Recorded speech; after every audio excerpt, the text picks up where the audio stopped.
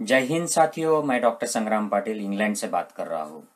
साथियों, वैक्सीन जो कोरोना की आई है वो किसने नहीं लेनी चाहिए और किसने लेनी चाहिए, इसके बारे में काफ़ी संभ्रम है और काफ़ी सारी सोशल मीडिया में बहस चल रही है और काफ़ी वायरल पोस्ट जो फेक इन्फॉर्मेशन बता रही है लोगों को, ऐसी भी शेयर की जा रही है।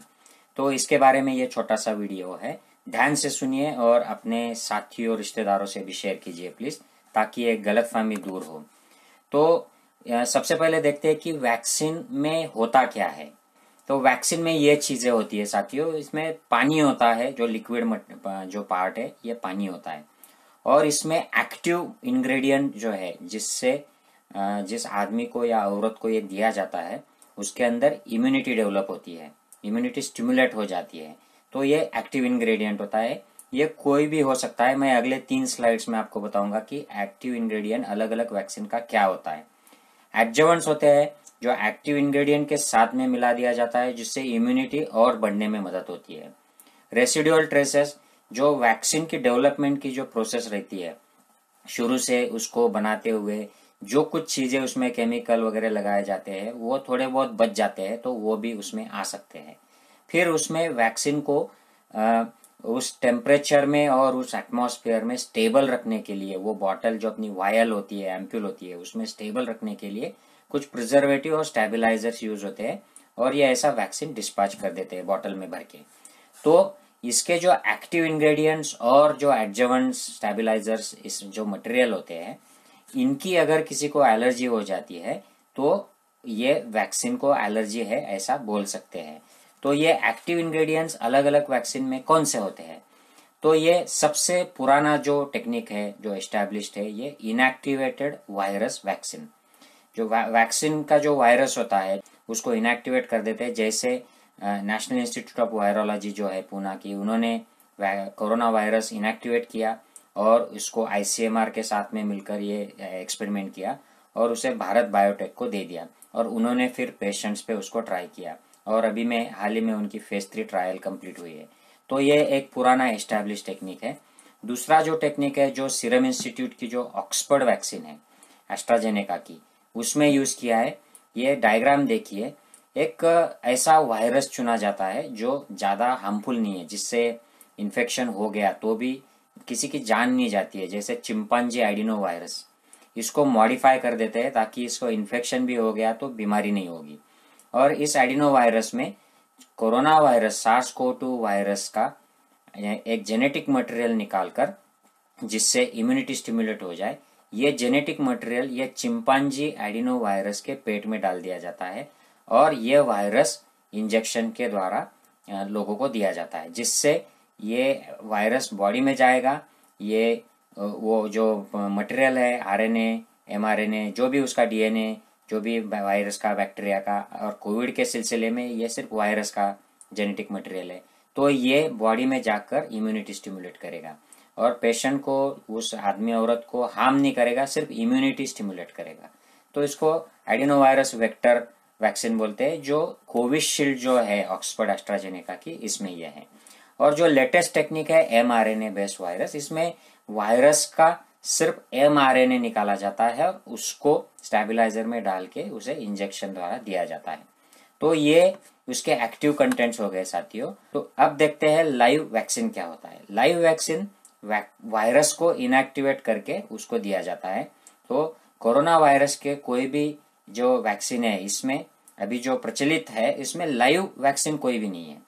और पुराने जो लाइव एस्टैब्लिश लाइव वैक्सीन है, जैसे एमएमआर, येलो फीवर का वैक्सीन है, और भी कई वैक्सीन जो लाइव वायरस होता है जिसको इनएक्टिवेट किया होता है और वो पेशेंट को दे दिया जाता है। लेकिन कोरोना लाइव वैक्सीन नहीं है। तो इससे कोरोना वायरस से आपको कोरोना होने की जो संभावना है वो 0 है, क्योंकि उसमें एक्टिव वायरस नहीं होता है। तो इन वैक्सीन्स में कौन कौन से अलग अलग केमिकल्स है? ऑक्सफोर्ड की जो कोविशील्ड है उसमें पॉलीसैचुरेट्स है, और इसकी एलर्जी, पॉलीसैचुरेट्स की एलर्जी होना बहुत ही मुश्किल है। ये बहुत रेयर एलर्जी है साथियों। तो आपको अगर किसी ने टेस्टिंग करके बताया हो कि भाई आपको पॉलीसैचुरेट्स की एलर्जी है, तो आप इसके बाद उसको ऑक्सफोर्ड वैक्सीन कोविशील्ड जो है इसे ना लें। लेकिन ये बहुत रेयर है। जो अगला वैक्सीन है जो इंडिया में अप्रूव हो गया है, कोवैक्सीन, इसमें कुछ केमिकल्स है, ये उसके वैक्सीन के बनाने में यूज होते हैं, अल हाइड्रोक्सीक्विम 2 और एल्यूमिनियम हाइड्रोक्साइड। तो आप अगर स्पेसिफिकली इन केमिकल्स को एलर्जिक हो, ये भी बहुत रेयर है, तो ये आप अवॉइड करना चाहिए। फाइजर मॉडर्ना जो mRNA वैक्सीन है, इनमें पॉलीइथिलीन ग्लाइकॉल होती है, ये होपफुली इंडिया में भी अप्रूव हो जाएगी जल्दी, वेस्टर्न कंट्रीज में अप्रूव्ड है। अगेन पॉलीइथिलीन ग्लाइकॉल एलर्जी बहुत रेयर है, तो कोई चिंता नहीं करने की जरूरत है इसके बारे में भी। मॉडर्ना में एक एडिशनल केमिकल है, मॉडर्ना की जो mRNA है उसमें ट्रोमिथामिन, तो इसकी भी एलर्जी बहुत रेयर है। ये जो है ये कुछ केमिकल्स में, कुछ मेडिसिन में यूज किया जाता है, और अगर आपको एस्टेब्लिश्ड एलर्जी है इसकी तो आप मॉडर्ना वैक्सीन ना लें।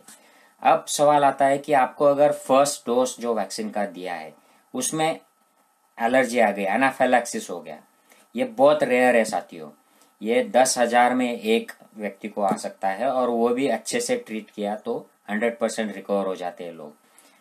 वैक्सीन की एनाफिलैक्सिस से कोई भी नहीं मरा है दुनिया के किसी भी देश में। अगर कोई मरा होगा कि कई जगह पर, तो वो मिसमैनेजमेंट की वजह से मरा होगा, क्योंकि 100% रिकवरी हो जाती है, आप ठीक से इसका इलाज कीजिए, इमरजेंसी ट्रीटमेंट, रिकवर हो जाते हैं।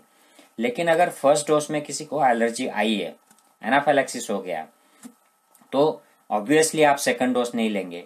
लेकिन खुशी की बात यह है कि फर्स्ट डोज में एनाफिलैक्सिस आने के बावजूद भी आपको अच्छा प्रोटेक्शन मिल जाएगा। तो एलर्जी आ गई लेकिन उससे इम्यूनिटी अच्छी बिल्ड हो जाती है, ये अभी प्रूव हो गया है। अब अलग अलग कंडीशंस देखते हैं जिनमें कोविड का वैक्सीन लेना है या नहीं लेना है। आपको अगर कोई इम्यूनिटी की समस्या है, कोई इम्यूनोलॉजिकल डिसीज है, कम इम्यूनिटी है या ज़्यादा इम्यूनिटी है, इसके बहुत सारे डिसीजेस है। अगर आपका डिसीज स्टेबल है तो आप आपके जो प्राइमरी फिजिशियन है, जो आपकी कंडीशन को ट्रीट कर रहे हैं, उनकी सलाह लीजिए और वैक्सीन लीजिए। आपको कोई वैसे कॉन्ट्राइंडिकेशन नहीं है, unless you are unstable, suffering from active exacerbation, उसका कुछ हो गया है, तभी आपको रुकना चाहिए।